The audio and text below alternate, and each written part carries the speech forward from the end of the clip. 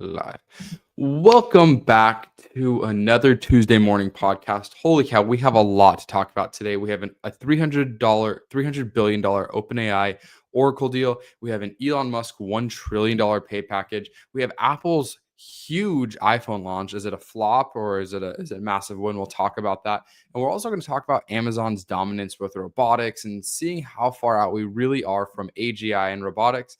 And we are going to dive into exactly what is going on with the AI rankings within the App Store, with where the heck is Claude and all these rankings. Welcome back. My name is Meet McKay. I'm here with Starter Pack, where we talk all things business, tech, finance, and we jump right into the nitty gritty.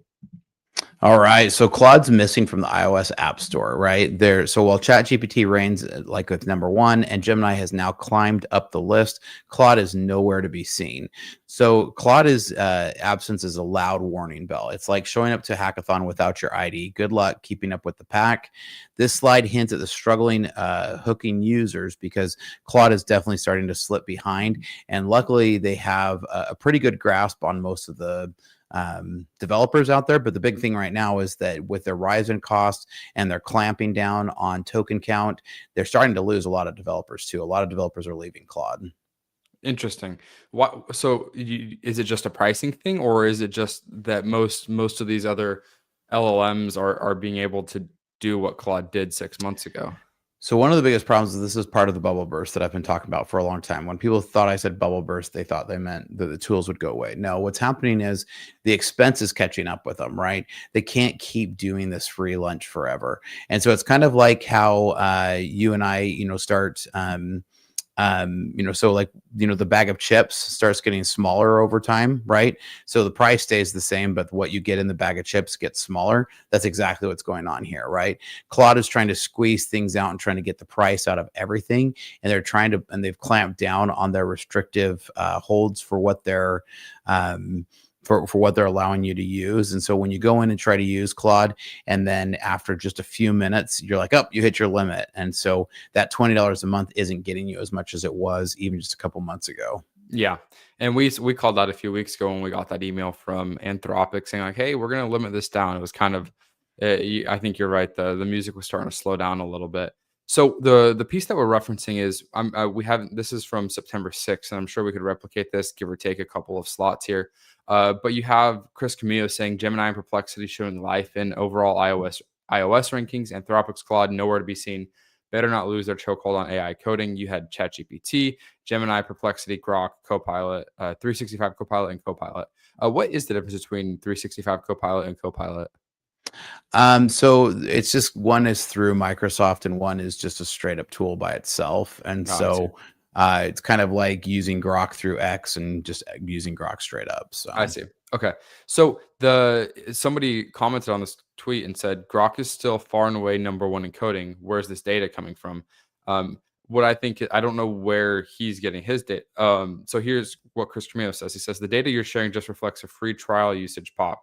Grok coding revenue is basically non-existent because he's going by token count and by what people are using for free. And you have Grok code fast 1, and then you have Claude number 2. So he's arguing that Chris Camillo is arguing that in the iOS rankings that Anthropic's nowhere to be seen. And this user is saying, hey, but by far the most tokens are being used by Claude. What's your take? My very unofficial take on it from every developer I know, Claude is in the lead. OpenAI knows that this is a huge lucrative space because they've been putting a ton of emphasis into Codex lately. Plus, it's something that they can actually show improvements on, right? So one of the things about coding tools with AI is it's very helpful for developers. It's a great tool, and you can incrementally actually count and do tests with it that actually show progress. It's really hard to say this chatbot's better, right? But with coding tools, you can actually run tests against them and see improvements over time. Claude has really kind of topped out, and they haven't really been able to make a whole lot of improvements. Grok caught up. I would say most of the people that I've talked to says Grok's coding tools are, on par with Claude now. OpenAI has been working to try to get caught up to this on their emphasis on their work to try to get into the enterprise, right? They want to grab that enterprise space, and developers are definitely in that enterprise space. Yeah. And to further go down this rabbit hole, this user says, okay, so you're referencing revenue ranking, not performance. Also good to note, Grok isn't a business entity, so all revenue attributed to it is realized by XAI. Exactly. And then Chris says, I'm referencing iOS downloads, but as it relates to revenue, XAI's AI revenue is roughly 1/30th of the revenue of OpenAI and roughly 1/15th to 1/20th of the revenue by Anthropic. Yep. So is it even really fair to, most people won't use Claude for coding on mobile. It's pretty much a desktop. Is that even considered, or do you think that I'm wrong there? No, you're spot on, and that's it. I mean, these are really hard things to gauge, and that's the thing about it, is when the way that every single structure is structured totally different. There's no way anyone's going to be able to rate this other than if you actually dive into the actual testing scores of the actual tool itself. Gotcha. Okay, cool. So let's go ahead and jump into our next topic here, unless you have anything else on that. But I think we've No, that's pretty much good. covered it. Let's go ahead and jump into this OpenAI Oracle deal. Let me go ahead and fix my screen really quick. Come on. Okay, so are you able to wait? Let's share that. Okay, cool. Are you able to see this? Yep. Okay, cool. So So you can go ahead. Well, so OpenAI, I think doesn't have the cash. Now, like this has taken big news because Oracle stock popped. It was one of the biggest Oracle pop on stocks we've seen in a long time, and because OpenAI supposedly is going to invest in and buy some of their servers over $300 billion. Now, this is literally like my 12-year-old going and saying he's going to pay for a Ferrari. This is it makes absolutely no sense. OpenAI doesn't have this cash. They can't even begin to talk about how they're going to get this cash. They're saying they're going to burn 115 billion already by 2029 before they made this announcement.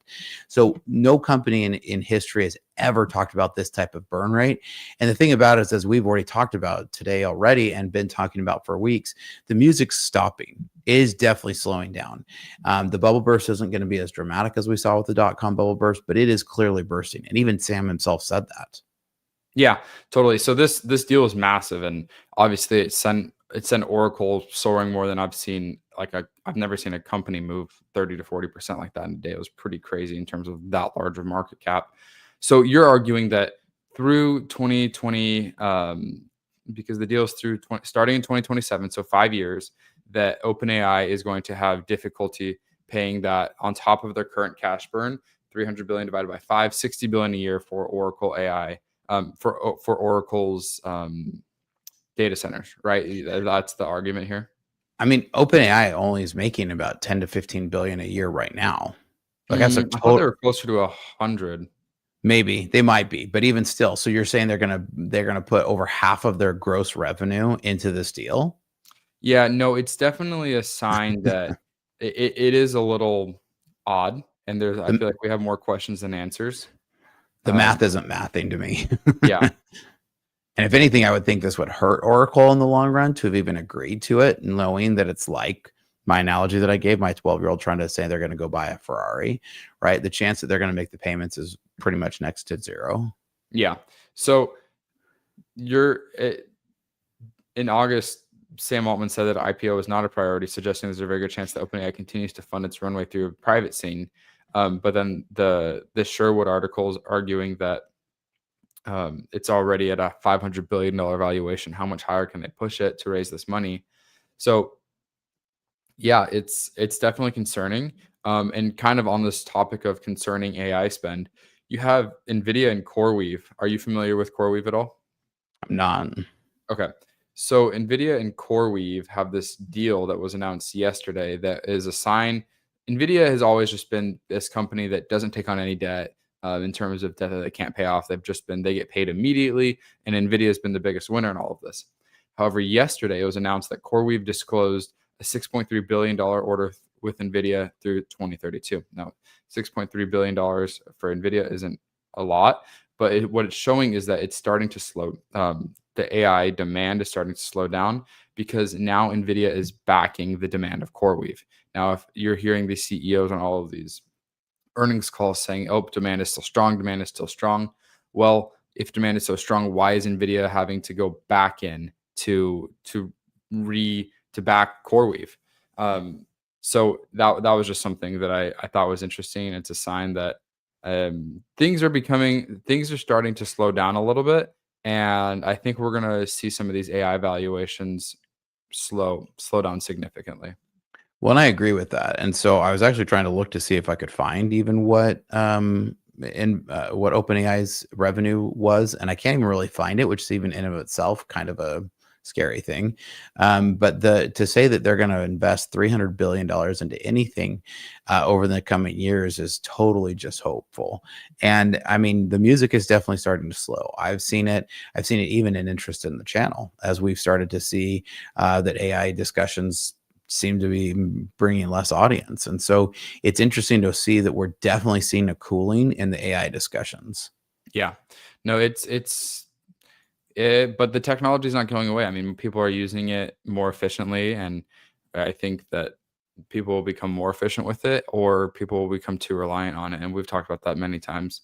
So let's go ahead and jump into. I mean, speaking of slowing down, let's go ahead and jump into the XAI layoffs that happened. That was a little bit unexpected. So not totally, because OpenAI or X announced a few weeks ago that they were going to be shifting harder into specialized training, right? And this is actually what I've been talking about on my channel for a long time. We're seeing the hype go away, so people are going to start niching down. That's what happens when you see a technology start to lose its buzz, right? It was AGI, one thing for everything, right? And that's going away. And what we're seeing is a specialization, right? People are starting to niche down. They're starting to niche down into a specific category. So XAI announced a couple weeks ago that they're going to be specialized into medical, specializing into tech, specializing into a handful of things. So the 500 trainers that they let go were ones who were generalists. They were people who were generalists across the whole board. And instead, they've hired that like 200 people into spaces that are specific, into medical, into tech, into coding, into these things. So we even talked today about the specialization of Grok into coding. This is part of that niche down on things. So this is what we're seeing from the market. And it goes to what we've actually talked about on each of the subjects already this morning. So XAI is just changing a strategy here and niching down on these topics. The layoff was actually just to get rid of those 500 because there was nothing they could do with those. It's not like they could reallocate them. They needed people specialized in a category.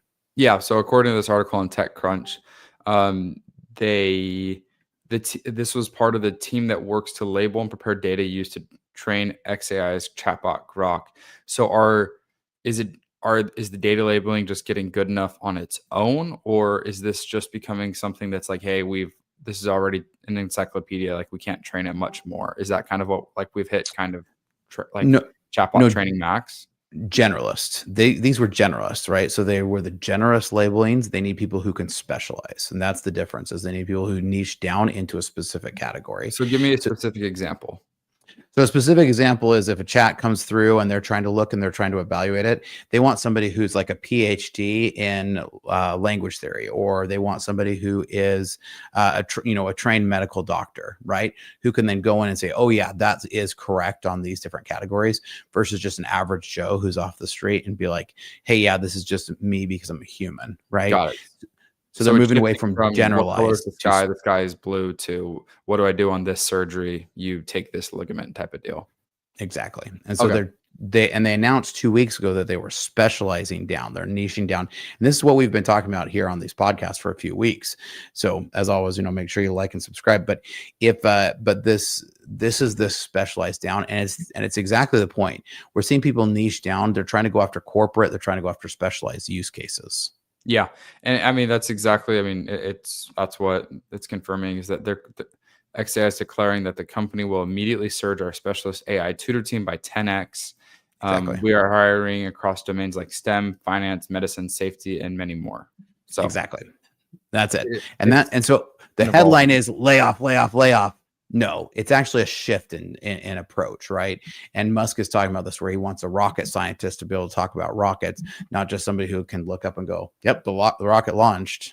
Yeah, no, I think that's really good context, and I think that'll.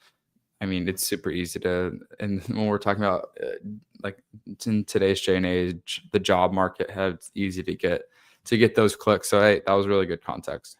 But Um, But we're hitting this all over the place because we're seeing this skill gap, right? We're seeing even in the labor market right now. We're seeing in the labor market a very similar approach. People are like, gone are the days where you can just be like, hey, I'm a good hard worker and I'll learn quickly. People aren't wanting to see this. And then we're seeing it in the skill gap, right? We're seeing a whole layer of people that were good hard workers that have no specialty. And that's the reason why the labor market is really starting to become the have versus have nots, because the haves are those who have skills. Yeah. So what are your, I mean, you have kids starting to grow into careers. What is your kind of guidance to them if they ask you about, I mean, what to specialize in and how to have non replaceable jobs, or how to compete in the job market in 3 to 5 years?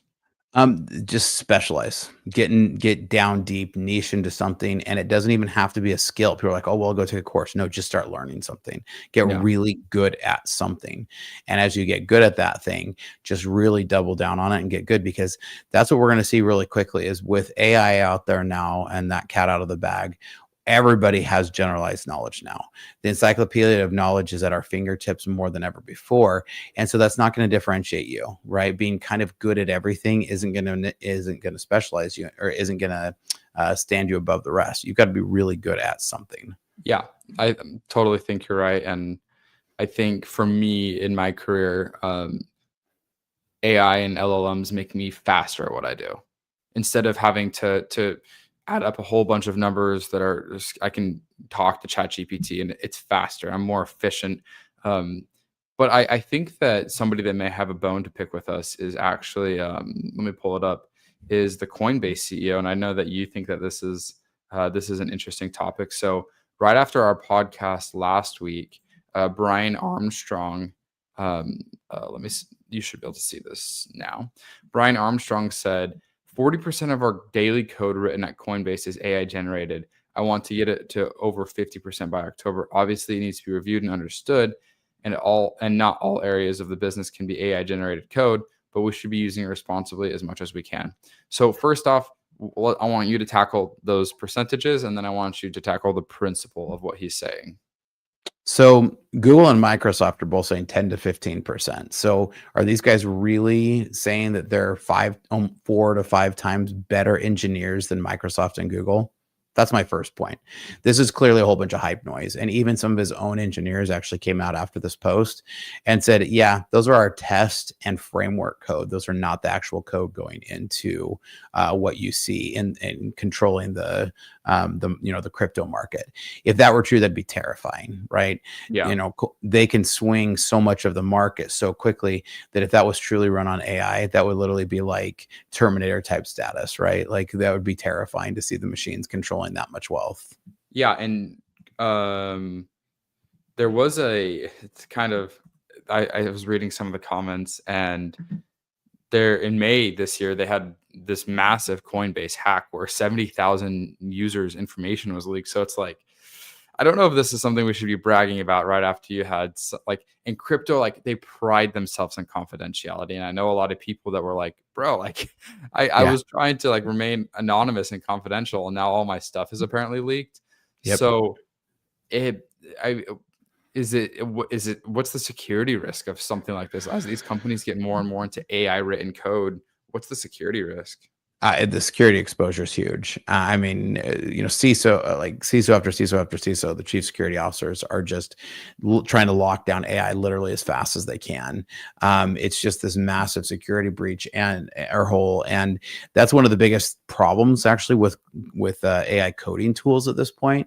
Is they say that if you plug in one MCP connection, which is the way that you plug in an LLM into one of your systems, if you have one, you have a 40% chance of being hacked. If you connect two to your enterprise, you have a 90% chance of being hacked. I mean, the exposure is just off the chart. And we've actually never seen somebody do this much. And so it's kind of crazy to then have somebody who should be kind of saying, yeah, we are champion security, to come out and say, yeah, we're actually trying to get rid of the humans. Because that's all this reads to everybody. Yeah, and you can kind of read the sentiment in the comments here. It's like, was all of our KYC information and personal info vibe coded to you before it was leaked?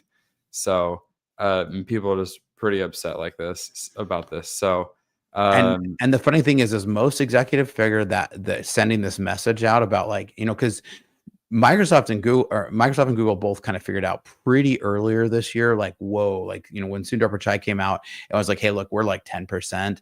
Like he knew that this was going to be the kind of sentiment of this conversation you and I having. So it's a little funny that Armstrong's a little bit behind the curve from his peers to be like still bragging about this, to realize, oh, hey, this is actually like not seen positively in the market. Yeah. This user said, why would your goal be to hit any metric like this? Lines of code should be minimized, if anything, and whether or not it's AI quality whether it's AI or not, quality and maintainability is what matters. What would the story be if he came out and said, hey, with the review of our team and alongside with AI, we were able to make our code, shrink our lines of code by 30%. Is that just as bad, or do you think that's a better? No, that'd be great. I tell my devs all the time, my favorite code commit's the one where they're deleting blocks of code. I mean, every line of code is a liability, right? It just is. And so less is always more. It's actually one of our core values here at Startup Hack is do more with less. And so, it's like you want to see less lines of code. And so it really shows that Armstrong's pretty out of touch, to be honest, that he's just still bragging about this, because that's not to anybody's advantage. Yeah. Very interesting. Cool. Yeah, I wanted to get your take on that, because I thought it was, I know that you had some strong opinions about that. Well, and it's not just me. I mean, you've seen the comments. Yeah, no, you're true. No, you're accurate. Like nobody's really happy about that take on it. And that's kind of the thing. We're seeing the music slow down. People are cutting through the hype. And as people are cutting through the hype, we're seeing the market. So I even have one comment that says like, hey, where's the long run of AI? AI is here to stay. Right? Like, don't get me wrong. A lot of people think that I hate on AI and say just because I'm hating on it, that it's going away. AI is here to stay. Like you said, we need to learn how to use it. It makes us faster, makes us more efficient, it augments human. When you start talking about it replacing human, there's all kinds of problems with that scenario. So we want to talk about how do we augment humans? How do we make it this new tool in our toolbox? And how do we start to use it every single day?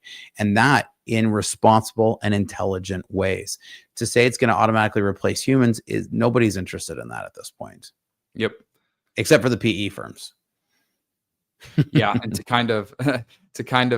emphasize what you're saying, that somebody said the firm found that AI assisted developers produce 3 to 4 times more code than their unassisted peers, but also generate 10 times more security issues. So to your point, I think you and I have used this analogy a handful of times. Like you have 3 people, like you're a truck driving company that has to drive along dangerous cliffs. You have 3 people applying for the position. You have somebody that says I can drive 1 inch from the. You have somebody that says I can drive 1 foot from the edge of the cliff and I'll be safe. Then you have somebody that says I can drive 1 inch away from the cliff and I'll still be safe. And then you have somebody that says I stay as far away from the cliff as possible. From your perspective, would you rather have a developer that says I can write 10 times more code, or would you rather have it like with using AI, or would you rather have a developer that says I can reduce my code by 10 times with the help of AI? The latter, for sure. I mean, one of the things that you'll see in this is, so a lot of people are talking about the MIT study, or excuse me, the Stanford study, talking about that AI is replacing junior developers. The actual problem right now is the junior developers are all the ones who come out doing all the vibe coding and doing that, and they're using these tools. The seniors know the power of AI tools, and they're using them, and they know how to use them efficiently, but they also know not to trust them explicitly, right? And so that's the difference that we're seeing. And so I think a lot of people are shifting away from junior developers for a handful of reasons. One of the big reasons, though, is because of this security, right? The need to be able to spot security stuff, and juniors are less likely to spot a security risk than a senior. So how do you, if somebody were to just start developing today, if they were to join, for example, your coding bootcamp, how do they use AI as a tool and not become reliant on it? Because that's something that I would think about. Like if I'm going to jump into programming tomorrow and I'm trying to fast track my way to a job or whatever, how do I make sure that I don't become a junior developer that's reliant and I can pass a job interview without the help of without an LLM? So learning the principles, right? It's actually the same thing. So I tease my kids all the time and say I went to college without Google. So Google actually was announced during the time that I was going to college. Gmail was announced and I got one of the first Gmails while I was in school. And so it's the same thing, same way that I learned. You had to learn the concepts. Once you learn the concepts, then you can dive into knowing. So use AI to learn those concepts. Use it to test your code. Ask AI, hey, what security vulnerabilities do I have in this code? Oddly enough, if you ask AI what security vulnerabilities you have, it'll actually find them. So the irony is it'll generate them. You take that same code, put it back into the LLM, and say, "Hey, what security vulnerabilities is in this?" It'll actually find them for you. Oddly enough. So you're saying use it as a tutor, not as like a writer, right? Yep, exactly. Use it as a tool, not a crutch. Cool. Yeah, I think that's good advice. Okay, now I want to shift into something a little bit different. Let me see if I can pull it up here really quick.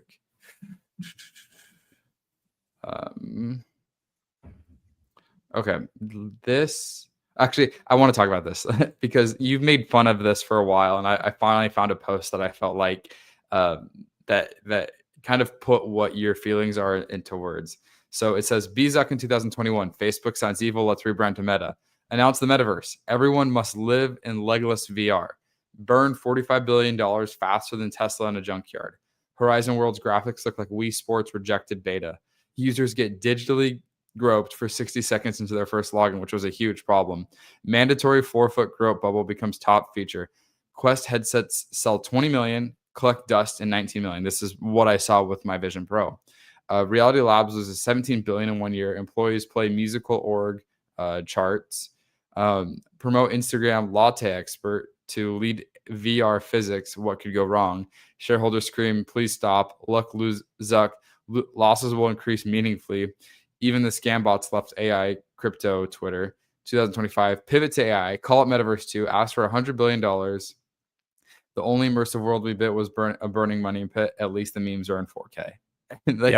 It was just, I thought it was a really funny example to what you've kind of been saying, like Zuck pivoted, and I didn't think the pivot was as drastic, but after reading this, it's like, well, that's kind of what happened. And then Elon even commented and said that this would be funny, that this was funny. So well, it is. I mean, frankly, Zuck hasn't done anything productive with any of that team, from metaverse to strap goggles on everybody's head. Like the day that he came out and said, "Oh, the future is everybody's going to be sitting in a room with goggles on," and I'm thinking, what the heck? Nobody wants to put those on their face and work 24/7. Yeah. And so it's just been kind of this comedy of errors. And now he's thrown another crazy amount of money in, and half of them have left. Yeah. I think they even got in and saw the dysfunction. So I'm not totally sure what his strategy was. If he just thought, like we talked about before, if he thought, oh, if I just put all the smart guys in a room, they'll figure something out. But he had no plan, and he's already done 4 reorgs over the last 4 months. And because of that, half of his talent that he had poached has left. Yeah. Yeah. Pretty wild what Meta's doing. I hope that they can do something, because I would hope so too. Just, I think you get, poach that many strong people, you should be able to do something. But right at the moment, it doesn't even seem like they can work their way out of a box. Yeah.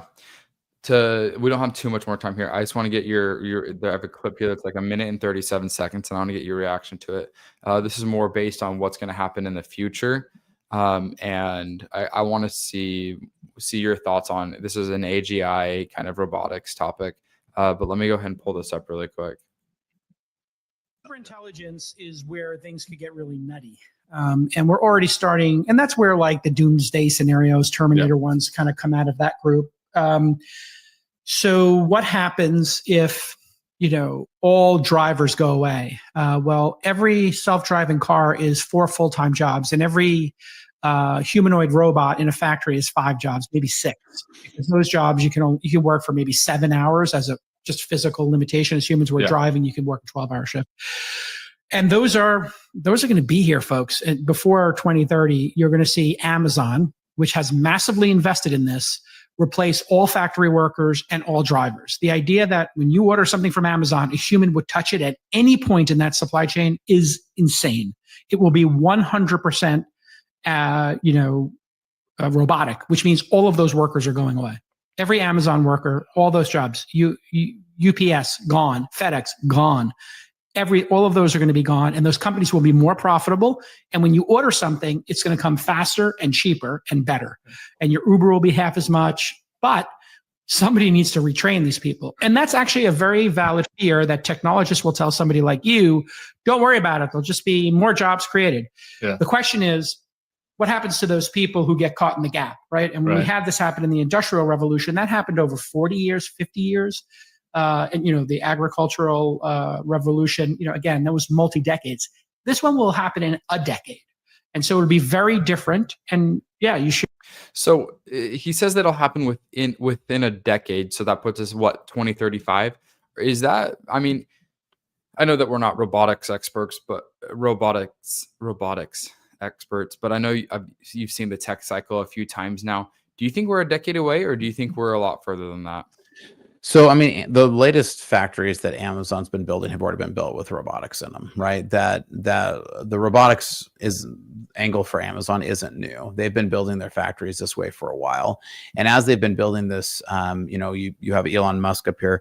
I'm bullish on Tesla. I'm bullish on Elon. And so, like, I get the self-driving cars are coming. They aren't coming that quickly. They've been saying self-driving cars were coming for 12 years, right? There's still a lot of hurdle to get over that. I am bullish on it. I think self-driving cars are coming faster than we think, but I think the last ones that will be self-driving will be the bigger cars, like the delivery ones. Do I think the robotics inside of the factories will become a thing? Yeah, it already is, right? The newer factories are already highly automated. There are, it's about 50% human, 50% robot from my understanding on my reads on it. Older ones might still be less than that, but Amazon has been building this, but it has been a slow change already over the last 5 years. Do I think this guy's right? Yes, I don't think his timelines are right. And I think that's also what Elon has even said is, even when he got up at Grok, his latest one, he even poked fun at himself and said, hey, I've been right on everything. My timelines have just been off. And I think that's what we're seeing over and over again with a lot of these huge predictions. Yeah. The reason I brought up this Elon article is because he's aligned his incentives to kind of make sure what Jason Calacanis was saying is accurate. And maybe the timeline is wrong, but Elon's, it's just to kind of show you what happens when you align incentives. This is what, so Elon bought $1 billion worth of Tesla stock on Friday. And here's what Elon did this weekend. This is kind of what happens when you align incentives. I just want to pull this up really quickly. Let me see if I can find it in 10 seconds. Well, and while you're pulling that up, I mean, and that's, we do, like, I do think, and Elon has said, and he's actually making his bet that his robots are going to be the thing that makes the biggest impact. Yeah. And the self-driving cars, when you think of it as a robot instead of it's just a car, right? And that's what he's trying to say is you're going to 5 to 10x the value of every car, every Tesla on the street. Yeah. And he bought $1 billion of stock. Everybody's freaking out and they're like, hey, daddy's home. And he's like, daddy's very much home. And he kind of like outlined his weekend about what he did and how 12 hours back to back and Tesla, Optimus, all this stuff.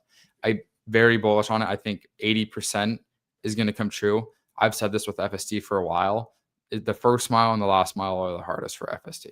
And I think that's going to be true with like Amazon deliveries. Like I think it will 100%. Be a long time before you have a robot taking the self-driving Amazon van, finding the correct box, picking it up, because a lot of these animatronics, they still can't handle the weight. Like the fact that Tesla can't have an Optimus serving popcorn continuously at the Tesla diner. Like, I know that's a small example, but it seems like something that could be really routine and automated, but it still isn't yet. And I think that last mile is going to be one of the hardest problems to solve. Right up to Starship, because having a robot identify the correct package, carefully take it out because it could be fragile, and I have stairs walking up to my house, walk up the stairs, place the package, and then get back in the car. I think the last mile is going to be about a decade out. It'll be very hard. I agree. And that's why I think the robotics on the assembly line is happening. That's happening in the Amazon factory. And I think we're going to continue to see that percentage shift over the years. And so I actually think the Industrial Revolution, like he listed off there, I actually don't think we're going to be that far off those timelines. I think we're going to be 20 to 30 years from what he's talking about, not a decade. But, so far my predictions on AI have been pretty close, a lot closer than a lot of these hype ones. And to me, this is kind of more of a fear mongering approach. But it goes back to what I just said a few minutes ago. what should you do if you're a worker going into it, or for anybody, niche down and get really good at something, right? The really goods at something are always going to be staying as long as that last mile becomes hard. Yep, totally agree. Well, Startup Pack, we talked a lot about getting into the job market, starting programming and developing and learning how to use AI. Where can people go to learn, and what do you have to offer to those people? Biggest thing is go check out startuphack.com/Spencer. We really love to help companies who are trying to figure out what to do with all this AI stuff, right? You know, we've seen the MIT study saying that 95% of AI projects are failing right now. We can help you clean up that mess if you have one of those failed projects, or if you're looking to get into AI and really want to cut past the hype and see the reality, check out startuphack.com/Spencer. Perfect. And if I'm an individual, not necessarily a company, do you have something for me? You can check out startuphack.com/jobs. We're doing our registered apprentice approach for those in Utah and Idaho right now. This is a great opportunity because we are onboarding and training and hiring real live folks to become real live developers. Awesome. Thank you so much. Thank you so much for watching. Guys, every Tuesday morning, Startup Hack and I go live to cover the latest news, to maybe calm down some of these fears of joblessness and how to become a good developer and how to become valuable in the job market, and just kind of dispelling a lot of myths and giving our perspective on things. So if you guys enjoyed, consider subscribing. We'll be here next Tuesday morning. So like always, thanks for watching. We'll see you next time. Thanks, everybody.